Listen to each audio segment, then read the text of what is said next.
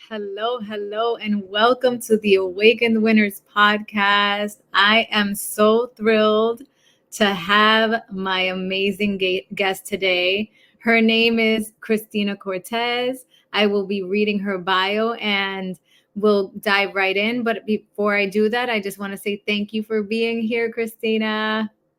Thank you so much, Loida. It's a pleasure to be here, and this has been a long time coming. It's been 6 months since you started the podcast, and this is the first time we're actually live together ever. Yes, we've been planning this, and finally we're here, and I'm super excited. So excited. Mm-hmm. So without further ado, I'm going to be reading your bio, and then we can dive into some great conversation. Cristina Cortez is a first-generation Latin American poet born to immigrant parents with a deep commitment to exploring the intersections of identity, disability, and culture through her work. Cristina has established herself as a multifaceted, creative and advocate. Cristina holds a Bachelor of Arts in English, Creative Writing and Literature, and History, with minors in Latin American and Caribbean Studies from Hofstra University, where she graduated with honors and distinction in 2015. She later earned a Master of Fine Arts in Creative Writing and Poetics from the University of Washington Bothell in 2018. Her thesis, Unbound, a memoir, and Jaguar, a long poem, explore the lived experiences of life with a disability and the importance of indigenous history and sovereignty. Cristina has been recognized with numerous honors, including membership in Sigma Tau Delta, English Honors Society, Phi Beta Kappa Liberal Arts Honors Society, Phi Alpha Theta History Honors Society, and Alpha Delta Pi Honors Society for students with disabilities. In 2021, she was awarded the Albertina Tholical Dubé, and let me know if I'm saying any of this wrong, please correct me. Scholarship. Perfect. Scholarship for young writers to the Mendocino Coast Writers Conference. Mm-hmm. Cortez books are Tawangtisuyu. Perfect. Right? Yeah. Poems of the Time of the Inca, 2020 English and Spanish edition. Books and Smith, Yo Soy, Yo Vivo, 2022. Spanish Latin American edition, editorial Ojo de Cuervo, and As I Am, Soy Como Soy, 2023, English and Spanish edition, Books and Smith. These books are books that Cristina wrote, and I'm just amazed by so many books. Oh my gosh, I have to dive into reading all these. What a bio, what an amazing human that decided to take her disability or her being differently abled and changing the narrative, right? Using her voice to change the narrative. I'm super excited. The title of this podcast is Adulting Beyond Disability. And below that, Cristina, you had written Building a Creative Career. So let me know more about the title. Like, what brought up this title for you? Well, what brought up the title was actually you and Nicholas, because without you, without having met you in 2021, I wouldn't have seen that adulting, that becoming an adult with a career in creative work, regardless of what art you practice, was possible, because I said, how can this duo be the CEOs of their own company, do their own music, do their own art, be influencers in such a way that the community, that regardless of the language you speak, whether you speak Spanish or English, you're part of the community regardless. And I see that, oh my God, if Nicholas can be the CEO of his own company or co-CEO, I said, then why not? Then why not? I was already in the process of releasing my book in 2020, releasing Tawanding Tuyo in 2020. It was already out by the time we met, but I'm like, this is what I can do. This is what career means. This is what career looks like. And to see all the mentors we have around us, all the colleagues we have, Raquel Quesada and others, for instance, in the community, I was, okay, it's time. It's our time. It's our time.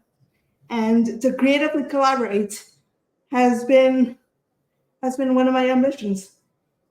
With you, with everyone else, creatively collaborating, that's advocacy.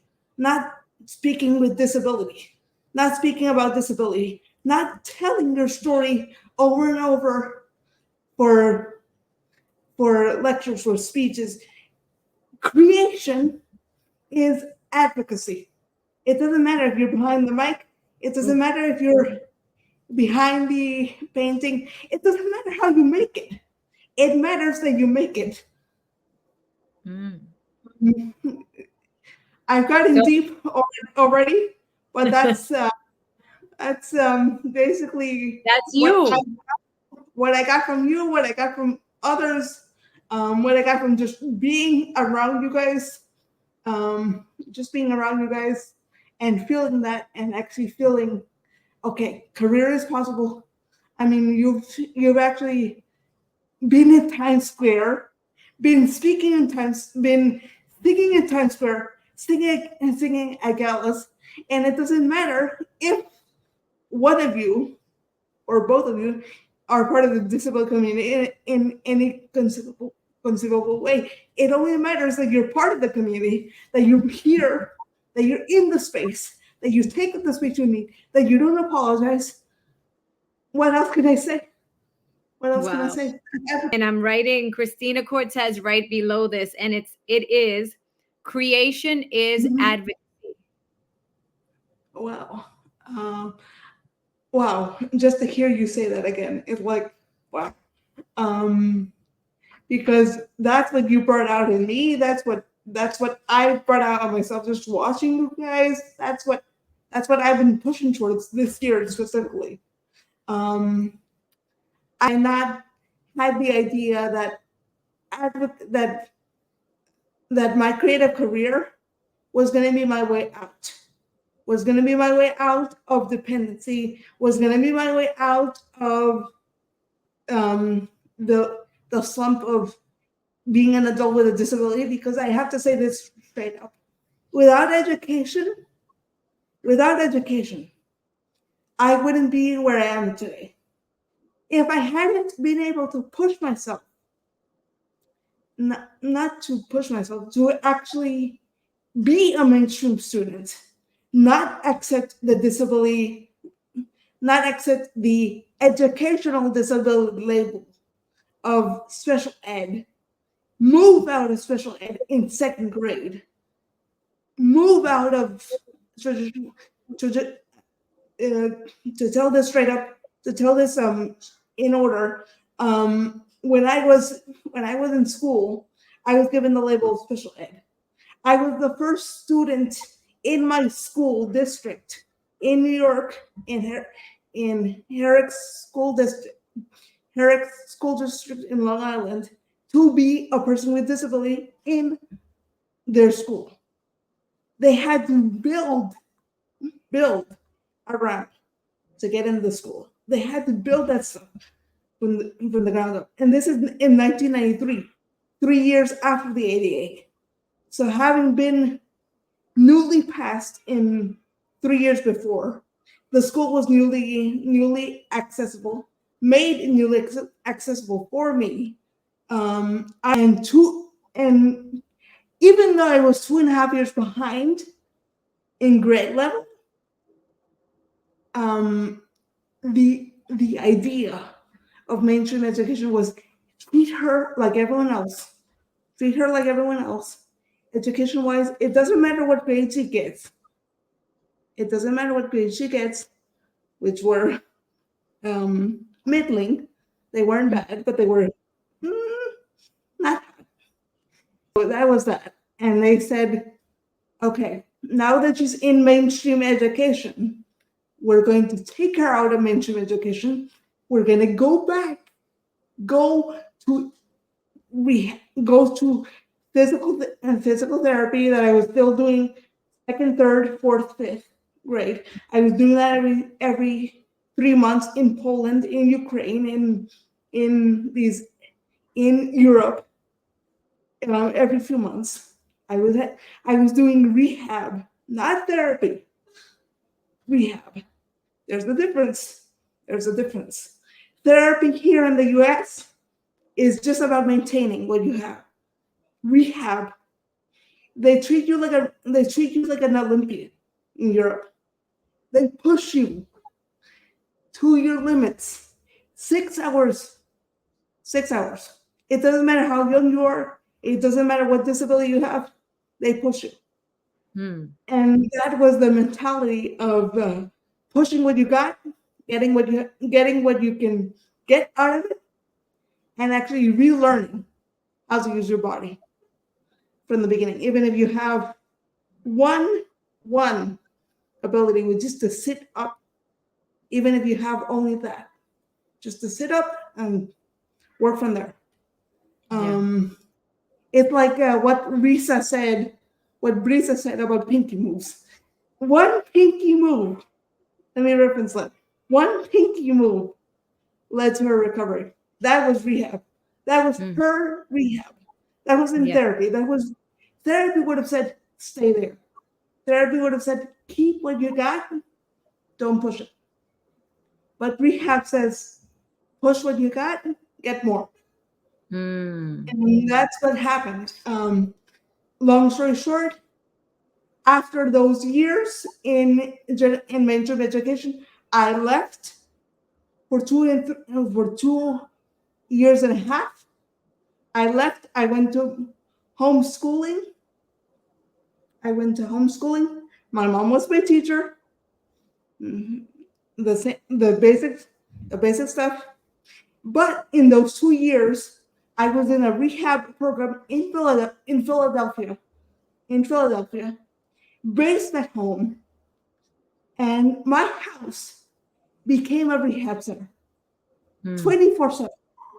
And between those breaks, 2-minute breaks, I had booster moments of education. 5 minutes of reading, 2 minutes of this, 2 minutes of that, whatever it was, 2 minutes. And with that, I was able to jump, not 2.5 years, not to my grade level, which was 10th grade at that time. I jumped because of the way they taught, I jumped from 10th grade to 2 years ahead of what I was. Yeah. So I was high school. And I'm not saying this to hype myself up.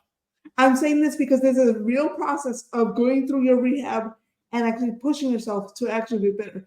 So by the time I was in high school, I did not need to have special ed. I just needed to have a PA, a TA, a teaching assistant, personalized to me for the physical stuff. Right. So I said, so that was that. And I said, and I actually made the active choice to go back to school because I said, my body has reached its plateau point which is not really true, but at that point it was. I said, I'm not going to walk. That's not in the cards. But what's in the cards is what I got from my education. That's not going to go away. So I said, I got to go back to see how, I got to go back to know how the system works, to learn the system, to learn the system, to beat the system in education, and actually get what I want, so I can actually move towards being myself in a complete career. All I had was my education and my will to actually use it. Because if you don't have education, you got nothing. It doesn't matter what level you have. It doesn't matter what degrees you have. It doesn't matter if you even have degrees. What matters is that you certify yourself in something. Certify yourself in something to love. Be a professional at that, and that's your education. That's your education. But for me, book learning was my way out. And I said, this is the way I can push myself. I can be myself, and I can go to college. Let me just say that people with disabilities are not expected to go to college. As a general rule, people with disabilities are not expected to go to college because of the intellectual. I don't know what bias that is, right? What bias that is, but I didn't care. And they said, you're a mainstream student. No one can know. No one has to know. No one knows from paper that you have a disability. When you show up, then they know. And I said, okay, if this is what they're telling me, go for it. Graduate. If I hadn't gotten the education I had, I wouldn't get to the career I had now. Because everything I studied, everything has led me to this moment. Everything. It's like what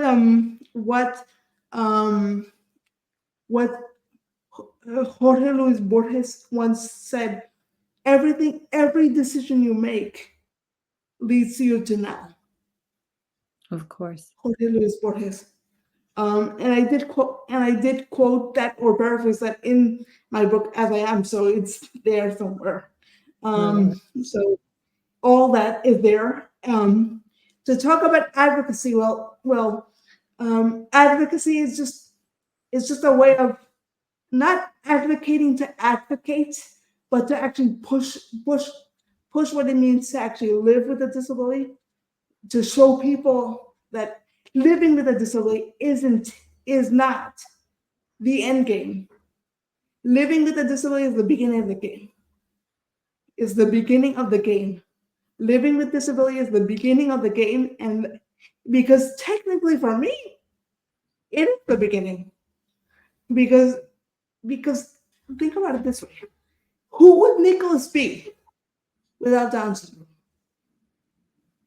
Not Nicholas. He wouldn't be. He would be himself, but he wouldn't be your Nicholas. You get what I mean? No, he wouldn't be Nicholas. He wouldn't be my Nicholas. He wouldn't be exactly who he is. And the fact is again that you chose the perfect title for the book. I have to say that, because the fact is that you every time people come into this world, every time they're born, every time they live their lives, they won. Right. Because they won. Yes. And who are we to say that people with disabilities don't get to win? Right. Who says that? Who has the right to say your worth is less because you're worth less because of the fact that not worthless because of your disability. You have more to fight for, more to fight with because you have a disability. But that doesn't mean that you're all about disability. And that's why I said intersections, because I am not my disability. My disability is part of what I am. Yeah. And And I feel like one of the things that yeah, comes up for me is the thought of, as humans, our greatest disability is not being able to truly see, right. because I had a woman that her son is blind, and we were talking about how he sees. And I realized Mm, that right, just because we can see with our eyes doesn't mean that we can really see, right. right? If I can't see your wholeness, if I can't see your humanity and the God within you, then I can't really see. I'm No, only no, gonna yeah, I'm only yeah. gonna project broken onto you from my broken Because, perception of self. Does that make yes, sense? yes, of course. And that projection comes from the fact that in in in our worst imaginations, most people in their worst imaginations, people think that a disability means the end of a life. Mhm. And I'm not saying the end of a life as in death. I'm saying the end of the life as in the life you once knew. And it is. It is the end of a life you once knew. It is the end of a life of a life. It is the end of the chapter of who you were.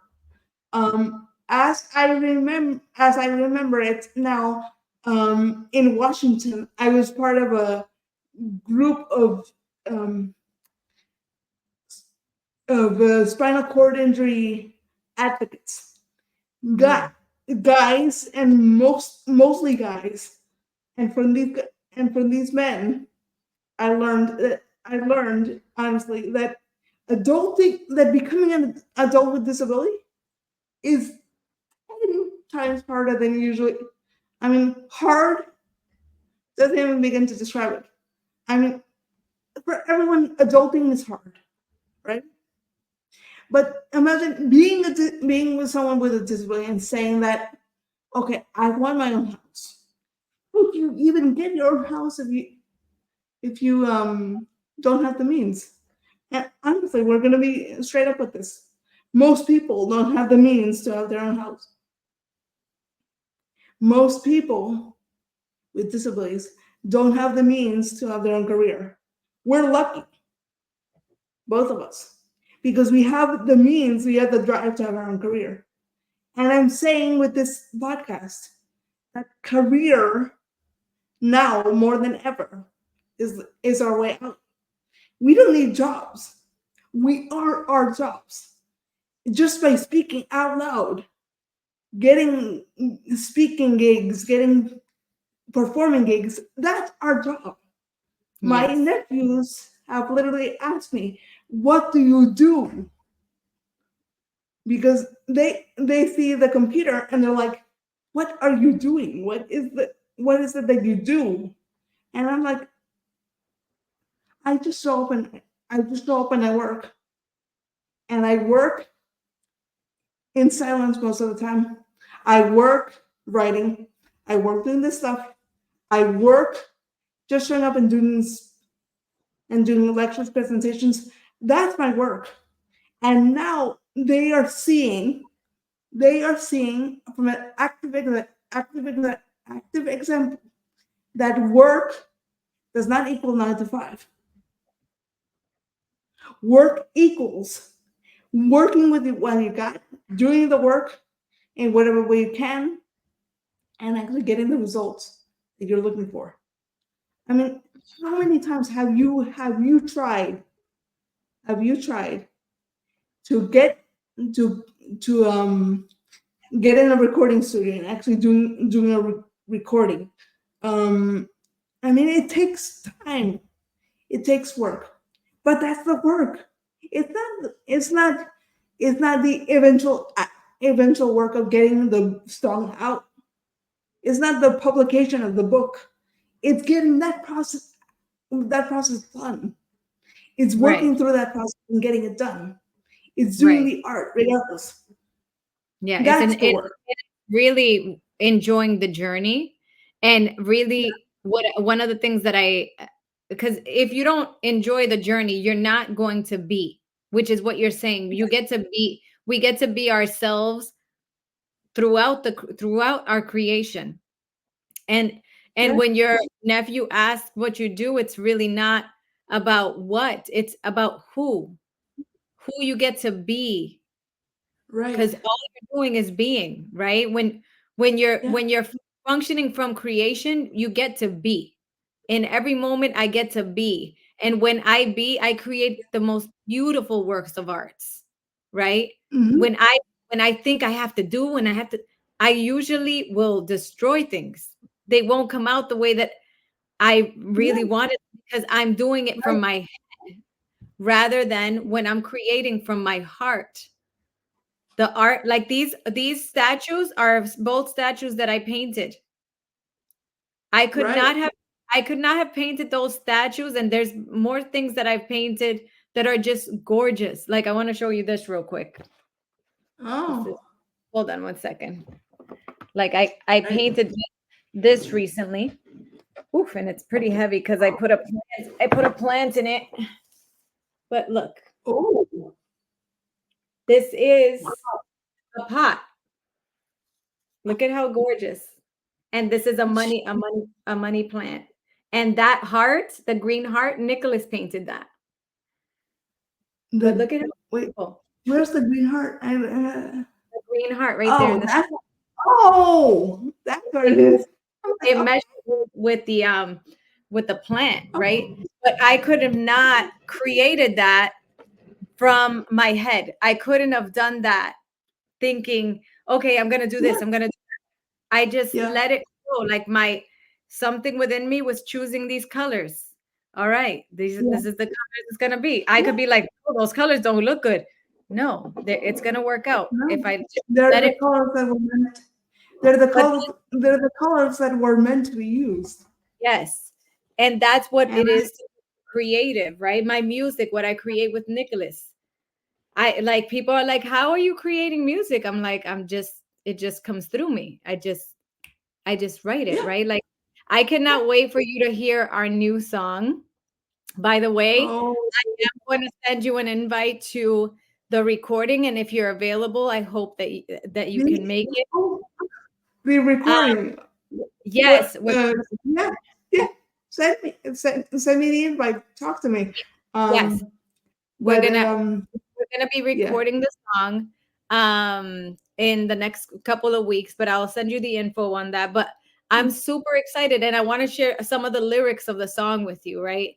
So the one of the parts, the last verse, I say, my son was born under attack, told to conform or else he was whack, created music to give them the facts. And then I say, created music to give them the facts. He's perfection. There's nothing he lacks. Grateful for those. Grateful for those we get to impact. Sit back and watch the money we stack. We took a break, but now we're back. Nick King Joy, let him know about that. Wow. Yeah. Wow. I'm stunned right now because of the way that your songs are very, I can say this, they're very hip hoppy and direct. They have a certain bite to them that advocacy doesn't have. I can tell you this. Advocacy in Spanish, I'm not knocking the Spanish community, I don't know, but it doesn't have the same fight that the English speaking community has. The English speaking community, the advocacy community in English, you included, have this sort of bite. Have the bite of saying, okay, inclusion isn't enough. We need, and I'll go back to this. Inclusion isn't enough. What you keep saying in English is the exact word is full integration. That's what we're pushing for, because inclusion is ADA, but we're talking about full integration where we don't have. Okay, let me get real with you. let me get real with you right now, because Okay. it makes me so mad that in public spaces I have to go behind buildings to get a ramp to use a ramp that is not ADA compliant. Right. Okay, it gets me mad, right? And getting mad is not the solution. Getting mad is, I'm not taking this anymore. I'm not taking this half half baked solution to actually make change happen. This is not inclusion. The advocacy that we have isn't enough. And let me just say this: you are part of the reason why I'm still fighting for advocacy, because I'm fighting for this type of advocacy, because art is the way to advocacy. It's not pushing for speeches. It's not speaking. It's not speaking or saying, "Oh, it's possible for you too." It's not using those cliches. It's not saying, "Yes, I can." It's saying, being, "Actually doing the work." being about it, right? It reminds me of there's a quote that I wrote in my book, that it's be as loving as the God you believe in. Yes. The words be as loving as the God you believe in then brings people to be aware that their part is actually to be like God, to be that act, right? Which is similar to what you're saying, rather than talk about it, rather than talking about change, be it, right? Yes. If you believe God is love, then be love, be loving, right? If Yes. you Do if it. you Actually, right, do it. if you believe in breaking chains when it comes to perceptions, then do something that says you're breaking chains, right? People at some point were saying, no, there was a guy that I was working with, and he said, I don't think you should put you and your son on the cover of the book. I don't think it's gonna sell. What What? That's And the I said, reason. huh? That's the reason. That's the reason you're writing the book. That's exactly the reason, right? And so I was like, you know what? I want my son on the cover. This is what I wrote it for, and he's gonna be on the cover. And I don't care if it And sells no copies. let me just say this. That's ableism. Ableism right there. That's saying he doesn't deserve to be on the cover. Yeah, He does deserve to be on the cover because he's the CEO of his own company. he is. I will say this over and over. He's the CEO. He's the co-founder of his own company. My baby, my honey And bunny. you have, let me just say this. You have three professional Facebook pages. And each of those pages is a business. Yes. Your son is a business. Not because he's a business maker, but because he's representing the business that you're building for him to succeed. I mean, without you as an advocate, I mean, where would you or he be? Yeah. You're part of you're a tag team. We both have changed each other's life, right? Like You're a tag if team. if my son didn't exist, I wouldn't be who I am right now. There's no way. I believe that. I believe You that. know, I often say that his life re-sparked the light in my heart. It's as if I forgot what true love was and remembered after I had him in my belly. And then And he what came, you, and go ahead. and may I just say this?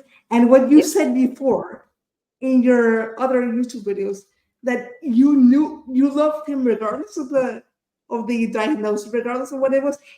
That's the same thing. That's the same That's thing that my parents said, because we don't care yeah. that she has a disability. Yeah. None of them, not my dad, not my mom, not my brother, not my nephews.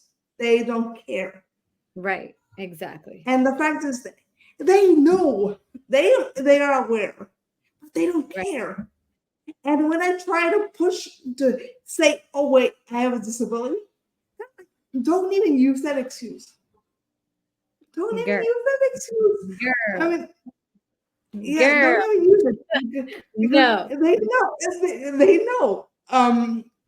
The thing that's tough for my nephews to get sometimes is the fact that they don't know what the actual not the actual result is, but they don't know what the actual issue is that my body slows down.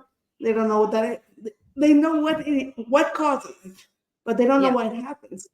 So they're like, so as they get older, I explain a little bit more, explain a little Yeah. bit more, try to make them see that inclusion is not exceptions, inclusion is expectations. Yeah. And that's what people didn't have of me in school. They had low expectations, therefore you're getting low results. Have high expectations, get high results. Yes, exactly. Exactly. I Yeah. remember I had a meeting with a speech therapist.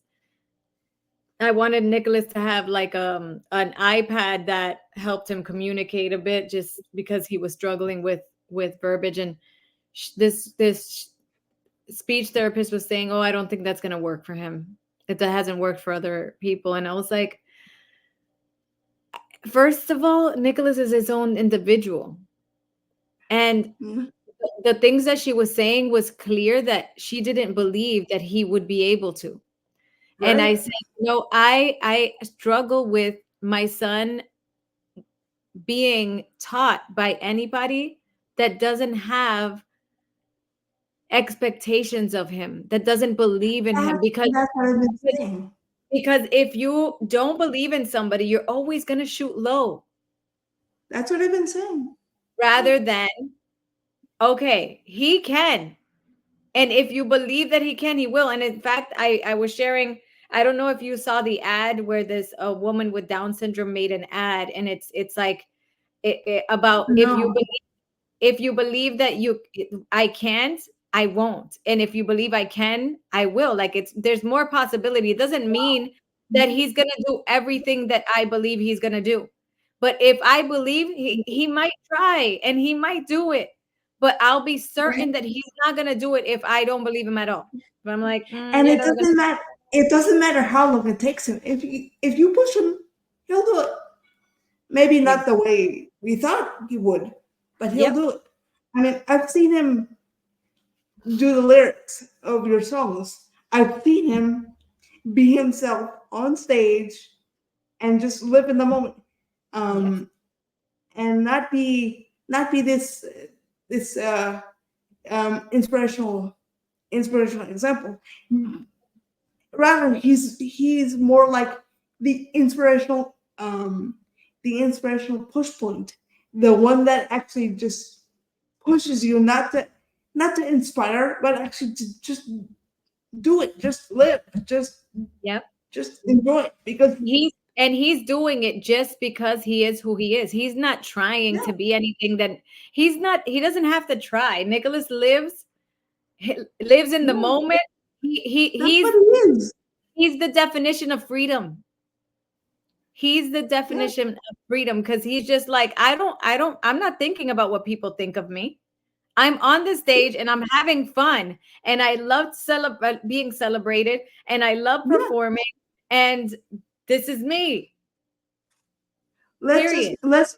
let's quickly talk about the way that both of us, the gala night, the gala night for love that Raquel actually pushed us towards, actually made us a part of the way that both of you got an award for doing what you do as professionals, as professionals, as speakers, as performers, actually was like, this is what it is.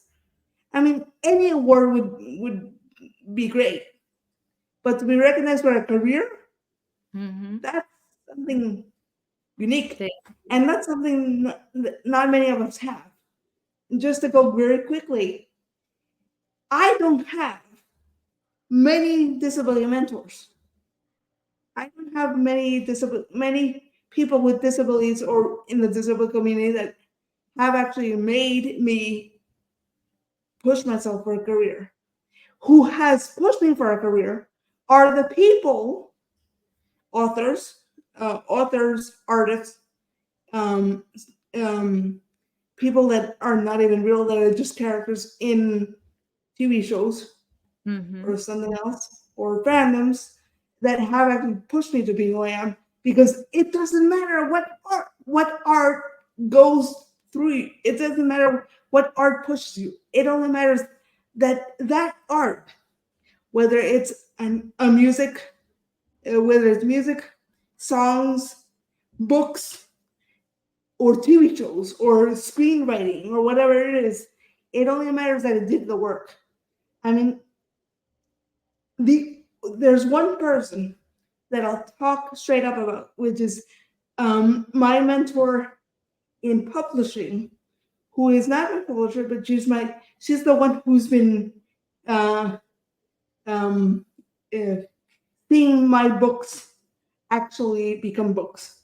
She's the one who said this work deserves to be published, therefore go ahead. She actually said this book, the one deserves to be published now. And that person is Rina Espaillat. Rina Espaillat is a Latina poet, translator, artist, translator, lecturer, teacher. But she, when she met me, she valued me based on my writing. She knew I had a disability, but the fact is that it doesn't matter that you have a disability. What matters is that you push beyond it. It matters that you show up. I will say this again and again. It matters that you show up. It doesn't matter how you show up. And I can say this. The chair is the reason, this wheelchair right here, is the reason I can do what I do. Because if not, I would be still at home. I would be sitting at home, dependent, more so than usual, on other people, not being able to do half the things I do, not being able to be at my desk right now, doing this speech, doing this conversation, doing the work of doing the work. So the chair gets you out. The disability is the reason you show up. It's not in my case, I'm talking about the disability. Whatever that disability is, whatever that disability manifests as, it doesn't matter what that disability is. Who you are is not defined or limited by the disability. You are not your disability. Again and again, I'll repeat this. You are not your disability. Your disability is part of what you are. It just changes the way you show up. Yes, exactly. You just take a little bit more space. I wanted clarity because I thought you were talking about that people with a chair typically show up, but that's not always the case. And I just wanted to highlight you and your will to show up no matter what, right? You've decided, okay, this is part of me, this is how my body functions, but what can I see that functions so good that I could create from, right? Rather than the focus be only I can't move from this chair, right? Like, okay, I'm not going to walk. Okay, then that's just going to be my focus. I can't walk. Well, I can't walk. That's just it. No, you decided to know I'm not going to walk, but what can I do? And you took the bull by its horn and said, I'm going to go to school. I'm going to excel. I'm not just going to go to school. I'm excelling in school. I'm going to become an author. I'm going to be a speaker. I'm going to be an advocate. I'm going to bring my light. I'm going to shine light where people aren't willing to look so that I could help people's lives transform. And I just want to highlight that. It's the people behind you, the people around you, that actually make it possible. Because I wouldn't be where I am had I not had my mother. My mother decided, my mother and my father and my brother decided we're not going to take no for an answer. Disability is what she is. The disability is part of the package. They literally said part of the package. We want her. We need her. Therefore, what can we do to make this possible? Make this happen. Do whatever we got to do, and as we push it, because I'm the only one with a physical disability in my family, but I am the one who actually says, what she tells them, do not even dare to limit yourself based on what other people think, because what they've done for me is not empower me. What they've done is facilitate what I can do, so that I can do what I do. I mean, without the teamwork, without the tag team, and you've seen us. Without the tag team, you're alone, and you can't win alone. You win together. Yeah. And I love that you brought that in, because if I wasn't Nicholas's mother, right? And if I wasn't like, okay, you were born with Down syndrome and people perceive you a certain way. Let's go. Let's go for a ride together and show everybody that you're so freaking brilliant. We're going to show everybody that you're so brilliant. And we're going to help people see their own magnificence so we can change the world, because the way that people perceive my son is, in part, if not reason, the whole reason, it comes from how they perceive themselves. So if they don't love themselves, they can't love anybody else. Why don't we close with a reading from each of our books, just to give people a taste of who we are? Okay. All right. We can do that. I'm going to I'll open a page. I'm going to open a random page for my book. My book is called The Awakened Winners. We already won. I'll do this. And let me just, I'm going to close my eyes and let's see what I open to. All right.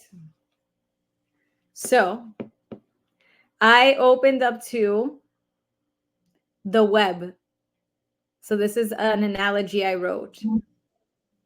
And it is, imagine yourself as a spider creating a web. You are slowly spinning your web, and as you complete it, you suddenly feel stuck. You can't move, so you begin to try to figure out how to get out of the web. As a spider, you can move on the web freely, but because you think you're the web, you feel stuck. This is what many of us do, except we do it with our thoughts. We get thoughts, we claim them, and without awareness, we believe we are them. As we become aware of this pattern, we detach from an imagined reality, and we step into the power of choice. With awareness, we are free to create what we desire, and there is so much power in that. The web analogy is to help you see that you are the creator of your story. When you are not aware of this, you attach to a story that doesn't serve you to live the life that you desire. Wow. To be detached and not live the life you desire. Wow. Because I just kept thinking Charlotte's Web. You kept thinking Charlotte's Web. Yes. What was the potential in Wilbur? The story. Right.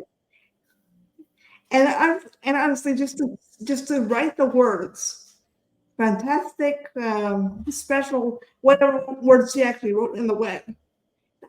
That's what we are. That's what you are, and that's what you're making. You're making a web that says, honestly, we are all special in our own way. We are awakened in our own way. It doesn't matter what you show up as. Yes. And I will be reading from the last section 12 of Incapacity, the last section of As I Am, Soy Como Soy. Section 12. My world is the world of words, imagination. The feelings produced allow me to live a life to the fullest. Books are my constant companions. I am in solitude, but not alone. The soul selects its own society, and the rest of the world is shut out. Only the select few are let into the heart of my heart. There is no bellman at the door to announce the company comes to visit me. But there is a constant bustling within this chamber of my brain that is in constant chatter and constant conjuring of a future that will be mine. These companions come and go as they please, and I wait to receive them in whatever order they come. Wow, that was beautiful. That was absolutely beautiful. You are incredible. And I have to get that book. I have to get that book. Thank you for sharing that. Well, all books are on Amazon. Okay, but perfect. if anyone on this podcast gets the book from my website, CristinaCortezAuthor.com, it will be signed. Awesome. Yay! So I'm getting it. Thank you. That's that. So thank you, Cristina. Here's a little trick that I designed into the book. None of these lines are mine. These lines are citations from other books. Oh, wow. But what makes it yours is the way you write it. So it doesn't matter how you do things. It just matters that you did it. So that's all these lines are lines I have collected in my journal for years. And these just came, the arrangement was what I did. Awesome. Thank you so much, Cristina. Till next time. Thank you, everybody, for being here. Bye. Yes. Thank you. Bye.